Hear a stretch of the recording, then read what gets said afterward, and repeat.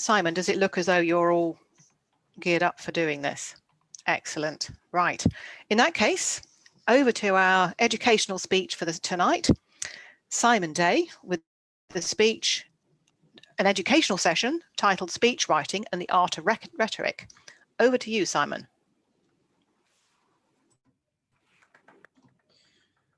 Paul, please can I share my screen as well?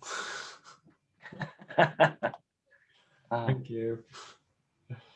I just clicked the button and it said the host. So let me do it.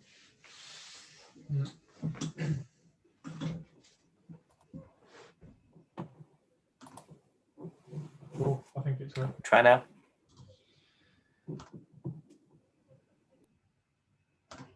Can you see those? Wonderful. Friends, Toastmasters, guests, lend me your ears. Rhetoric has been around for thousands of years, and yet the principles can be so simple that we often forget to apply them. Whenever we buy something or choose to get involved with something or get a house or go on holiday or buy a new pair of shoes, we have been persuaded in some way or another. And it's almost impossible that we can be persuaded without employing some kind of rhetorical technique. My job this evening is to help you become a better speaker, more effective communicator, more persuasive in your writing and in your speaking through discussing with you some of the principles around speech writing, but particularly rhetoric and how that can be employed. I take you back to ancient Greece and introduce you to the word democracy, which you will be comfortable with because it operates in today's society. And it comes from Greek. The word itself is derived from two Greek words, demos meaning common people or district, and kratos meaning power or rule. So you might remember Abraham Lincoln's famous statement about democracy being government of the people, by the people, and for the people. Well, if you look at those pictures on the left, in ancient Greece, you could get things your own way and you could persuade people to adopt your viewpoint or implement your idea if you could persuade the majority of people that your idea was the right one. And so in ancient Greece, they became obsessed with this idea of being able to speak persuasively and use different techniques to engage people with their idea and believe that it was the right one. Because if they could do that, then they could get their agenda brought to pass. And so there was this chap called Aristotle, and he wrote a book called The Art of Rhetoric. And this is fundamentally the principle that he set forth. It is that in order to persuade people, you really need three things. And these three things are ethos, logos, and pathos. And you might be familiar with them, but I'll briefly cover them here. Ethos is the credibility and ethics of the speaker. In other words, it answers the question, why should we listen to you? What have you got to tell us that's important, and why are you the person to share it? So if somebody says to you something along the lines of, in my 12 years of experience of doing this thing, or I'm a doctor, or I'm a lawyer, then they set forth some ethos, some reason, some authority that gives them a reason to speak and reason to be listened to. We all have different things in which our ethos will be stronger. For example, my ethos as a teacher is probably stronger than some because that's my job and that's what I've done for a few years now. But if I were thinking about ethos of playing within an orchestra and telling me how to play a musical instrument as part of a group, I'd probably talk to Teresa because that's her ethos, that's what she does. If I wanted to know about accounting and finance, I'd probably go to Megan because that's Megan's ethos, that's her area of authority. So ethos is different for different people, and we've got to bear in mind that we have different strengths within different areas. But we can persuade people if what we're talking about is something about which we have some prior knowledge. Logos is statistics, facts, and appealing to reason and logic. So if you put statistics or numbers or unequivocal facts into your presentation or into your ideas, then you're going to persuade people logically to their rational mind that what you're saying just makes sense. And then we have the most irrational one of all, which is pathos, which doesn't appeal to any kind of rational decision making, but it tries to get you to act on a gut reaction. And this is particularly effective because if somebody can make you feel something emotionally, they can bypass the logical part of the brain and they can get you to act on instinct. Many times in our lives we'll have acted on a gut feeling because it just felt right. That's pathos. That doesn't appeal to any kind of logic. You go with your gut and you think it's the right decision because it's what you feel. And in fact, an effective speech needs all three. An effective presentation or persuasive piece of dialogue needs to have all three.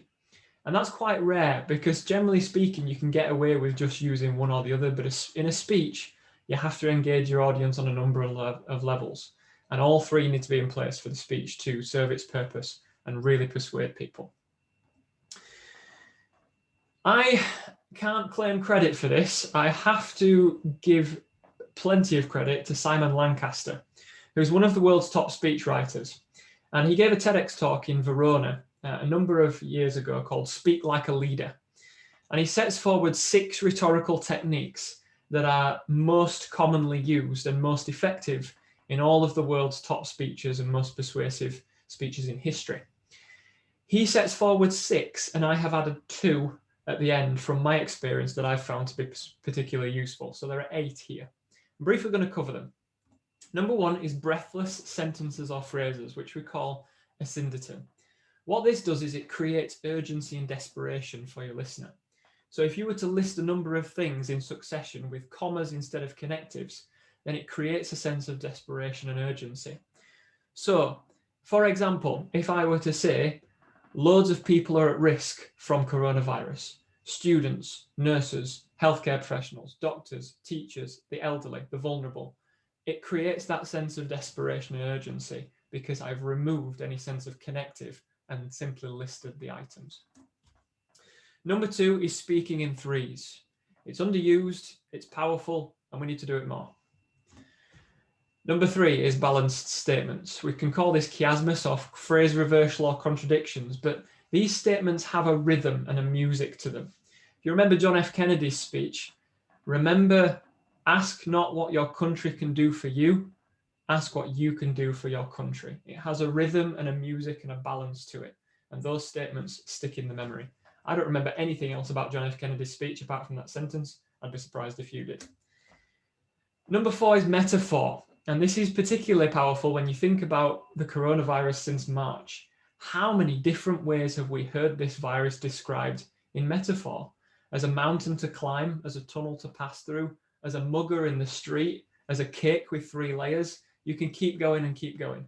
So many different metaphors, but it creates a different level of power. It creates a different, stronger image in people's minds that they can connect with. Problem with metaphor is it can become particularly dangerous. I don't know if you remember last year in France when they had the migrant camp near Calais, it became referred to as a jungle, which then had all sorts of negative connotations with the people inside it. So metaphors can be powerful, but they can also be very dangerous. Number 5 is exaggeration, going over the top. My mum always used to tell me, I must have told you 1,000 times to clean your bedroom.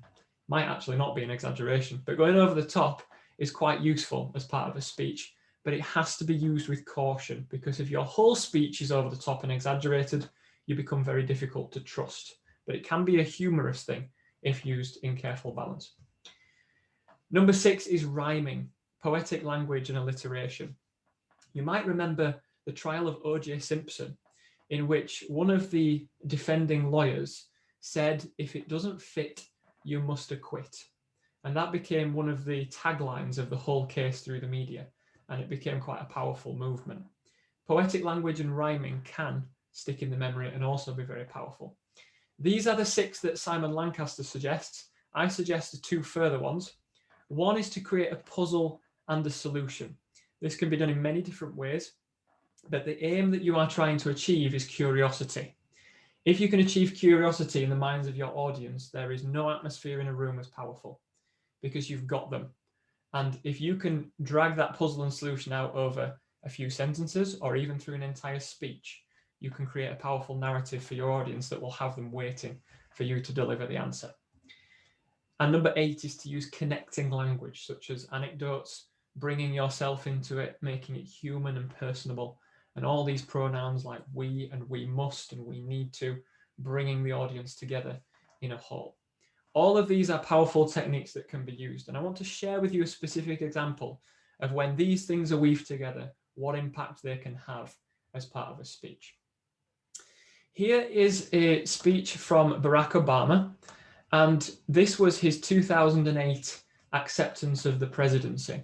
I don't know if you can remember, it seems like a very long time ago that we had a US president that could actually speak, but let's take this one as an example and see what Barack Obama had to say. I share with you these two slides as an extract, and I'll explain where he uses the techniques. Barack Obama says this, "But above all, I will never forget who this victory truly belongs to. It belongs to you. I was never the likeliest candidate for this office. We didn't start with much money or many endorsements. Our campaign was not hatched in the halls of Washington. It began in the backyards of Des Moines and in the living rooms of Concord and the front porches of Charleston. It was built by working men and women who dug into what little savings they had to give $5 and $10 and $20 to this cause. It grew strength from the young people who rejected the myth of their generation's apathy, who left their homes and their families for jobs that offered little pay and less sleep. From the not so young people who braved the bitter cold and scorching heat to knock on the doors of perfect strangers. From the millions of Americans who volunteered and organized and proved that more than 2 centuries later, a government of the people, by the people, and for the people has not perished from this earth. This is your victory. I know you didn't do this just to win an election, and I know you didn't do it for me. You did it because you understand the enormity of the task that lies ahead. For even as we celebrate tonight, we know the challenges that tomorrow will bring are the greatest of our lifetime. 2 wars, a planet in peril, the worst financial crisis in a century. Even as we stand here tonight, we know there are brave Americans waking up in the deserts of Iraq and the mountains of Afghanistan to risk their lives for us. There are mothers and fathers who will lie awake after their children fall asleep and wonder how they'll make the mortgage or pay their doctor's bills or save enough for college. There is new energy to harness and new jobs to be created, new schools to build and threats to meet and alliances to repair. The road ahead will be long. Our climb will be steep. We may not get there in 1 year or even in 1 term, but America, I've never been more hopeful than I am tonight that we will get there. I promise you, we as a people will get there. And above all, I will ask you to join in the work of remaking this nation the only way it's been done in America for 221 years, block by block, brick by brick, calloused hand by calloused hand. What began 21 months ago in the depths of winter must not end on this autumn night. The victory alone is not the change we seek. It is only the chance for us to make that change. And that cannot happen if we go back to the way things were. It cannot happen without you. Wonderful extract, wonderful speech, and I love the way Barack Obama speaks. If we briefly just look at this and take apart some of the techniques that Barack Obama's used, he creates a puzzle immediately. I will never forget who this victory belongs to. Who does it belong to? He then answers, it belongs to you, but the curiosity was there. Then look at what he does in the next paragraph. Our campaign was not hatched in the halls of Washington. It began in the backyards of Des Moines, the living rooms of Concord, and the front porches of Charleston. There's a massive contrast there where he paints that contradiction between Washington and some of these poorer areas, but he also uses the rule of 3. And again, $5 and $10 and $20. It's there again, rule of 3. And then he creates this wonderful contradiction and contrast between the young people, the not so young people, the bitter cold, the scorching heat, the millions of Americans who volunteered and organized and proved, and then a government, it's still that from Abraham Lincoln, but of the people, by the people, and for the people. This is your victory. He brings that structure around and creates that answer. It's very cleverly weaved together in a series of language that really paints this vivid description, and he carries on and does the same on the next slide. You didn't do this to win an election. You didn't do it for me. You did it because, rule of 3 again. Even as we celebrate tonight, we know the challenges that tomorrow will bring. That balanced phrases, celebrations and challenges. 2 wars, a planet in peril, the worst financial crisis in a century. It's the rule of 3, but it's a syndeton. It creates that breathlessness, the urgency of the challenges that lie ahead. There are brave Americans waking up in the deserts and the mountains to risk their lives. There's that contrast of comfort in America and the danger elsewhere. And again, another rule of 3 further down. Mortgage, doctor's bills, save enough for college, new schools to build, threats to meet, alliances to repair. It's got this rhythm. And then in towards the last paragraph, We may not get there in 1 year or 1 term, but we will get there. Again, it's a rhythm, a rule of 3, but it's got that music to it, 1 and 1, and we will get there. And then you've got the classic one near the end, block by block, brick by brick, calloused hand by calloused hand, that repetition. And then finally, I like the end sentence here. That cannot happen if we go back to the way things were. It cannot happen without you. And again, it's looking backwards and forwards at the same time with the repetition of cannot happen, going both ways. When I teach my students how to do these techniques, I inform them that whether I'm marking their fiction or their non-fiction writing, they can use the same techniques because I use the same mark scheme. I'm looking for the same skills in their writing, whether they're writing a story or writing a letter. And what's interesting is that these students have now started to realize that what the examiners are really looking for is power of language. And power of language comes from rhetoric. So I say to my students, if you want to write fiction, you want to write a story, why not use some rhetorical techniques in your story? So here on this side, I've thrown out a few examples of how somebody writing a story might employ rhetoric. For example, in metaphor, she was a black hole of misery. Get too close and you'd be sucked in and lost forever. Creates a powerful character, but because we've used metaphor. Roald Dahl, with his stories, was a master of this. And if you move into the side of non-fiction, you can see on this side that you can also create the same effect, the same powerful outcome with non-fiction writing by using rhetoric. Look at the bottom balanced statement. No one person can do everything required to save the planet, but the planet can be saved if everyone will do something. It creates that balance and it creates that rhythm. Look at the breathless sentences for non-fiction. We're surrounded by crises of politics, war, poverty, health, education, economy. The rhetoric is there. It's powerful because it creates that urgency in the audience. But you can do it in so many different ways. And the 8 examples on the left-hand side there are the ways that I've found work, whether it's fiction or non-fiction. In closing, rhetoric is powerful and it's everywhere. In all our conversations, in all our relationships, in all our opportunities, and in all our endeavors, rhetoric has power. Whether you're speaking formally or informally to someone you've known for a long time or someone you've just met, rhetoric can be immensely powerful, for good or for bad. But that power now lies with you, because as Aristotle once said, the art of identifying and using the best available means in a given situation to ethically persuade an audience. I hope tonight I've ethically persuaded you that rhetoric is powerful. It's now up to you to go out and use it ethically. Thank you very much.